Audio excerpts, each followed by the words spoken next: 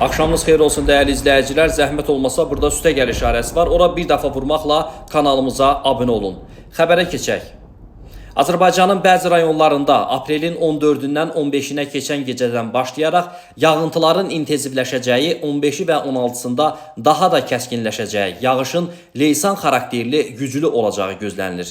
Bu barədə Statinfoya dəyərli izləyicilər Milli Hidrometeorologiya Xidmətindən məlumat verilib. Ayrı-ayrı yerlərdə şimşək çaxacağı, dolu düşəcəyi, dağlıq ərazilərdə qar yağacağı, intensiv yağış nəticəsində dağ çaylarından sel və daşqın keçəcəyi ehtimalı var. Aprelin 15-i 16-sında qərb küləyinin əsəcəyi, küləyin sürətinin 15-20 metr, bəzi yerlərdə arabir 25-30 metrədək güclənəcəyi gözlənilir. Bakıda və Abşeron yarımadasında aprelin 14-dən 15-nə keçən gecədən başlayaraq fasilələrlə yağış yağacaq, 15-i və 16-sında arabir leysan xarakterli intensiv olacaq.